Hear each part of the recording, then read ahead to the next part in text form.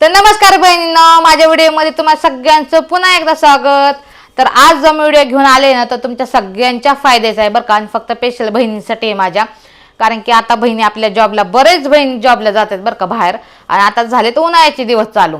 आता उन्हाळ्यात बाहेर जॉबला जायचं म्हणलं ना, तर उन्हाने आहे ना आपल्या डोळ्याखाली काळे वर्तुळ लय होतात, कारण की आपल्या डोळ्याखाली काळे वर्तुळ असतात आणि उन्हामुळे ते जास्त प्रमाणात असे उठून दिसतात. पहिलं आपण बघू शकताय तुम्ही, घरी ज्या टायमिंगला असतात ना बाया, तर इथं काय वर्तुळ असतात. पण जे बाहेर जॉबला जातात आणि उन्हात, म्हणजे काय कायांचं आहे ना सतत उन्हात फिरून काम असतं बघा.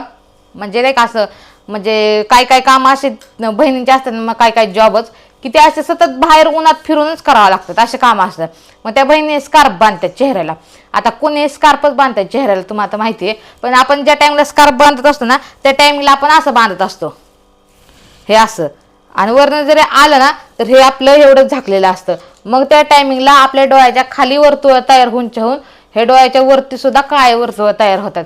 म्हणजे हा पूर्ण भाग असा हा एकदम काळा भंगार झालेला असतो. मग त्यामुळे आपल्याला काय करायचंय, घरच्या घरी जे घरातले जे सामान आहे त्यातच आपल्याला अशी एक वस्तू तयार करायची ना, तर ती 2 दिवसात आपले हे काळे वर्तुळ आहेत ना ते जाणार. आपल्या डोळ्याच्या खाली पण काळे वर्तुळ असतात आणि डोळ्याच्या वरती काळे वर्तुळ असतात. काय काय बहिणींच्या फक्त डोळ्याच्या खालीच काळे वर्तुळ असतात, तर त्यांचेही जाणार. आणि कुणाकुणाला हे डोळ्याच्या वरती आणि डोळ्याच्या खाली दोन्हीकडे असतील काळे वर्तुळ, तरी हे जाणार. त्यासाठी आपल्याला काय करायचं, घरगुती असं एक भारी उपाय करायचा आहे ना, त्यांनी 2 दिवसात आपल्या डोळ्याच्या खालची वर्तुळ निघून जाणार आहेत. डोळ्याच्या खालचे वर्तुळ तर निघून जाणार, पण डोळ्याच्या खाली एकदम असा चेहरा दिसणार ना, जसं काही आपल्याला कधी काळे वर्तुळ चेहऱ्याला नव्हते. इतका प्लेन आणि पांढरा शिपट आपल्या चेहरा इथं होतं बरं का. जिथं काळे वर्तुळ आहेत ना तिथे एकदम पांढरं शुभ्र होतं, कारण की असं वाटतच नाही की आपल्याला काळे वर्तुळ होते. आणि तुमचे जर काळे वर्तुळ तुमच्या मैत्रिणीला सुद्धा माहित असतील, म्हणजे असं दिसतच असतात.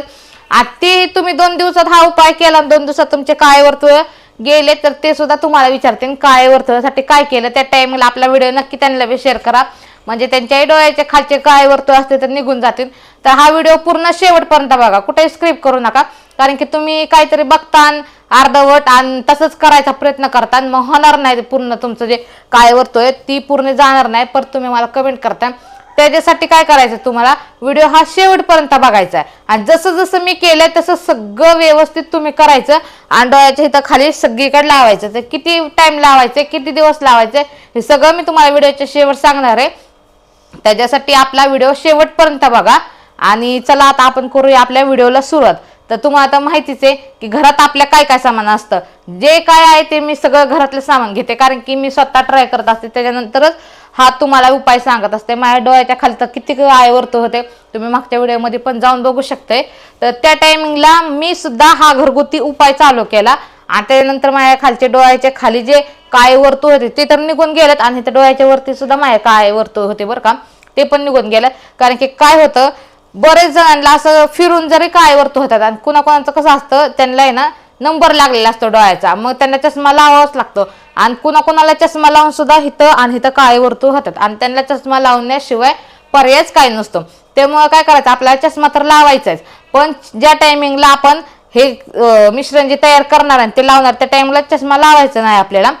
आणि किती वेळ ठेवायचं, आणि कधी धुवायचंय, आणि कशाने धुवायचं, धुतल्यानंतर काय करायचंय, हे पण मी आता तुम्हाला सगळं सांगणार आहे. त्यासाठी व्हिडिओ पूर्ण शेवटपर्यंत बघा. तर आपल्याला सगळ्यात पहिल्यांदा इथे आहे ना वाटी घेतली ही मी, आणि त्या वाटीत काय काय टाकते हे पूर्ण लक्ष देऊन बघा.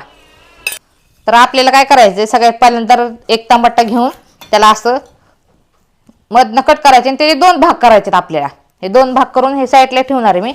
आणि त्याच्यानंतर एक लिंबू घेतलाय, त्याचे पण आपल्याला 2 भाग करायच्यात.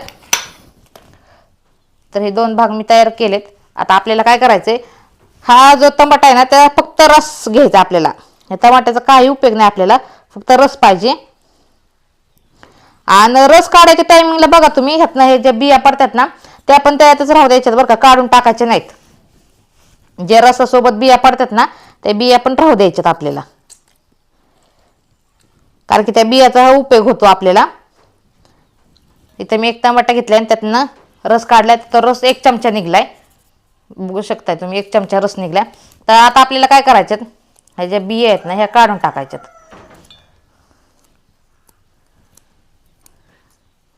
कारण की आपण नाही ना रस गाळून नाही घेणार, डायरेक्ट रस घेणार आहे आपण, त्यामुळं बिया काढून घ्यायच्या.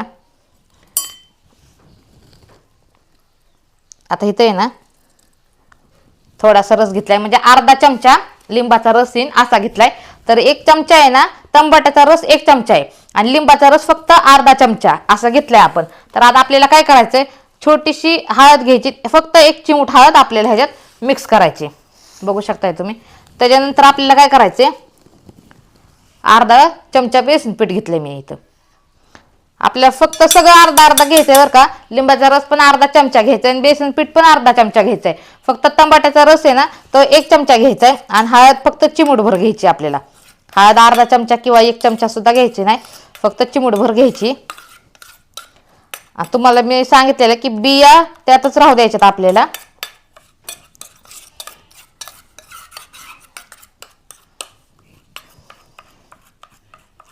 ते बियांचं काय नाही एवढं, टमाट्याचं त्यात असल्यानं तरी चालतात, काढून टाकायची काही गरज नाही आहे. आणि हे सगळं आपल्याला एकदम मिक्स करून घ्यायचंय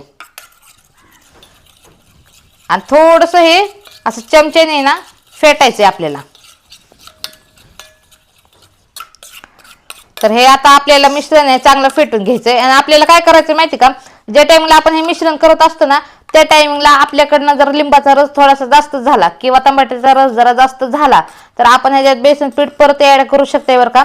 कारण की हे मिश्रण आहे ना आपल्याला लय पातळ पण नाही करायचं आणि लय घट्ट पण नाही करायचं, मिश्रण एकदम मध्यम करायचं आपल्याला, जेणेकरून आहे ना मिश्रण आपलं एकदम व्यवस्थित झालं पाहिजे. तर इथं मी थोडंसं बेसन पीठ टाकते, 1 चिमूट. बस झालं एवढंच. कारण की त्याच्यात असं काही नाही की प्रमाण कमी जास्त. जर टमाट्याचा रस आपल्याकडनं जास्त जरी झाला तर आपण बेसन पीठ त्यात ऍड करू शकते.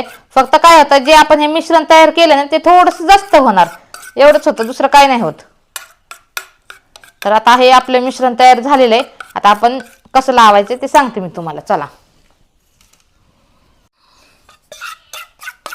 तर आता मी हे मिश्रण तयार केलंय, पण हे आपल्याला चमच्याने लावायचं नाही, आपल्याला हाताने लावायचंय. तर आपण चमचा एका साईडला ठेवूया हे वाटीत आणि हे मिश्रण आहे ना ते आपल्या डोळ्याखाली लावून घ्यायचे. हे करून बघा बरं का, तुम्हाला एकदम चांगला फायदा होणार आहे ह्याचा. तुमच्या डोळ्याखाली जे काळे वर्तुळ आहेत ना ते निघून जाणार. आणि मला हे नक्की कळवा गेल्याच्या नंतर काळे वर्तुळ, कारण की ते जातेतच, जात नाहीत असं नाही बरं का, जातेतच. आणि कुणाकुणाच्या तर डोळ्याखाली एकदम थोडेच काळे वर्तुळ असतात, म्हणजे नुकतीच चालू झालेले असतात काळे वर्तुळ यायला. त्यांनी बी हा उपाय केला तर चालतो, लगेच त्यांच्या डोळ्याखाली जे काळे वर्तुळ आहेत ते जातील. हे फक्त असं ह्या प्रकारे लावून घ्यायचंय. जर तुमच्या डोळ्याच्या वरती ह्या भागाला सुद्धा असेल तर असं तुम्ही लावू शकता इथं सुद्धा हे मिश्रण. आता माझ्या नाही डोळ्याच्या वरती, पण तरी पण मी तुम्हाला लावून दाखवते, कारण की बरेच बहिणींच्या डोळ्याच्या वरती सुद्धा काळे वर्तुळ असतात, तुम्ही कधी बघू शकताय. कोणाकोणाच्या डोळ्याच्या वरती सुद्धा काळे वर्तुळ असतात. तर हे आपल्याला ह्या अशा प्रकारे लावून घ्यायचे. आणि हे लावल्याच्या नंतर काय करायचं आपल्याला, तर मी जास्त जास्त लावले बरं का, कारण की कोणाकोणाला आहे ना काळे वर्तुळ थोडे असतात आणि कोणाकोणाला जास्त वर्तुळ असतात. तर हे आपले असं हे लावून घ्यायचे, सगळीकडे व्यवस्थित लावून घ्यायचे. हे अशा प्रकारे. आणि काय करायचं, लावल्याच्या नंतर हे आपल्याला 15 मिनिटं असंच ठेवायचे, सुकू द्यायचे. आणि 15 मिनिटं म्हणजे आपल्याला काय काम असलं तर आपण काम करू शकते, नाहीतर निवांत असला तर निवांत बसा आणि 15 मिनिटं असंच चेहऱ्याला हे लावून ठेवा. 15 मिनिटाच्या नंतर आपल्याला धुवायचंय. तर चला आपण वाट पाहू 15 मिनिटं सुकण्याची. ही मी चेहरा धुतल्याच्या नंतर चेहरा किती फ्रेश दिसायला लागलाय. तर मी एकदाच हा चेहऱ्याला तुम्हाला लावून दाखवलंय 15 मिनिटं, तुमच्या समोर बघितलं तुम्ही. तर चेहऱ्याला असं डोळ्याच्या वरती डोळ्याच्या खाली मी लावलं होतं काळ्या वर्तुळावर. त्याच्यानंतर 15 मिनिटं ठेवून मी 15 मिनिटानंतर गार पाण्याने चेहरा धुतलेला. आपल्याला गरम पाणी वापरायचं नाही, कारण की गार पाणी जर चेहरा धुतला ना तर चेहऱ्याला लगेच ग्लो येतो. त्यामुळे आपल्याला गार पाण्याने चेहरा आपला धुवायचा आहे. गार पाण्याने धुतला ना चेहरा, त्यानंतर तुम्ही जर साबण कोणता वापरत असताना तो लावला तरी चालेल, पण डायरेक्ट आपण साबणाने धुवायचं नाही. पहिल्यांदा आपल्याला गार पाणी धुवायचं, त्याच्यानंतर तुम्ही कोणताही साबण लावू शकताय जो तुम्ही वापरता तो. तर काय करायचं हे आपल्याला असं नाही की टायमिंगच हा टायमिंग वापरायचा आणि त्या टायमिंगलाच आपल्याला हे चेहऱ्याच्या वर्तुळाला लावायचं असं काही नाही. ह्याच्यासाठी जेव्हा आपल्याला टाइम भेटेल स्वतःला तेव्हा आपण हा घरगुती उपाय करू शकते. कारण की आपल्याला असं नाही की संध्याकाळीच हा उपाय करायचा आहे किंवा सकाळीच करायचा आहे किंवा दुपारीच करायचं असं काही नाही. ज्या टाइमला आपलं सगळं घरातलं काम होईन आपण एकदम फ्री असेल त्या टाइमला घ्यायचं मिश्रण आणि हे मिश्रण तयार करायचं आणि सगळ्या डोळ्याच्या खाली डोळ्याच्या वरती काय वर्तुळ असतील तिथं लावायचं आणि त्याच्यानंतर आपल्याला 15 मिनिटं असंच ठेवायचं आणि 15 मिनिटानंतर गार पाण्याने स्वच्छ चेहरा धुवून घ्यायचा आपला. आणि मी सांगितलेले हे घरगुती उपाय तुम्हाला कसा वाटला हे तर मला नक्की कमेंट करून सांगा. आणि त्याच्या अगोदर हे तुम्हाला वापरावं लागणार आहे. कारण की तुम्ही डायरेक्ट मला कमेंट करू नका, तुम्ही स्वतः अगोदर वापरा. वापरल्याच्या नंतर तुम्हाला 100% 101% रिझल्ट मस्त एकदम येणार बरं का. कारण की तुम्ही वापरल्यावर तुम्हाला कळणच. कारण की चेहऱ्याच्या डोळ्याच्या खालचे जे काय वर्तुळ आहेत हे फक्त 2 दिवसात जाणार आहेत तुमचे. त्यामुळे हा नक्की उपाय करा. आणि जरी 2 दिवसात जर तुम्हाला फरक जाणवला की हा निघालेत आता डाग चाललेत तर तुम्ही हे किती दिवस लावू शकता. असं नाही की 2 दिवस म्हणजे 2 दिवस लावा.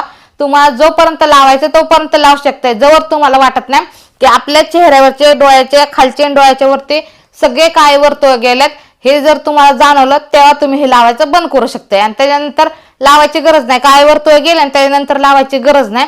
कारण की हे काय वर्तुळ गेले का लवकर काही येत नाहीत ते. असं नाही की गेले का गेल्याच्या नंतर पण हे आपल्याला लावत राहायचे असं काही नाही.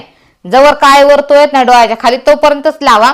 आणि हा व्हिडिओ आहे ना तुमच्या पाहुण्यारावळ्यांना बहिणींना सगळ्यांना हा व्हिडिओ शेअर करा. म्हणजे त्यांनाही हा उपाय घरच्या घरी तेही उपाय करतील आणि त्यांनाही ह्या उपायाचा रिझल्ट भेटेल. आणि तुम्ही जर वापरले नाही त्यानंतर तुम्हाला आसपासचे म्हणणारच की डोळ्याच्या खाली जे काय वर्तुळ होतं ते कमी झालेत आता चांगला दिसायला लागला चेहरा. हे तुम्हाला लोकांकडून ऐकायला भेटणारच 100%.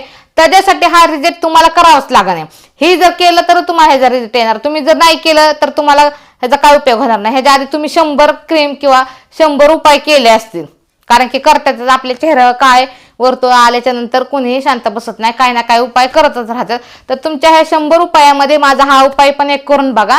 तुम्हाला नक्की म्हणजे नक्की फरक पडणार आहे. 100% फरक पडेल. त्यासाठी तुम्हाला हा उपाय नक्की करावा लागणार आहे. आणि केल्याच्या नंतर उपाय मला नक्की कमेंट करून सांगा. तोपर्यंत धन्यवाद.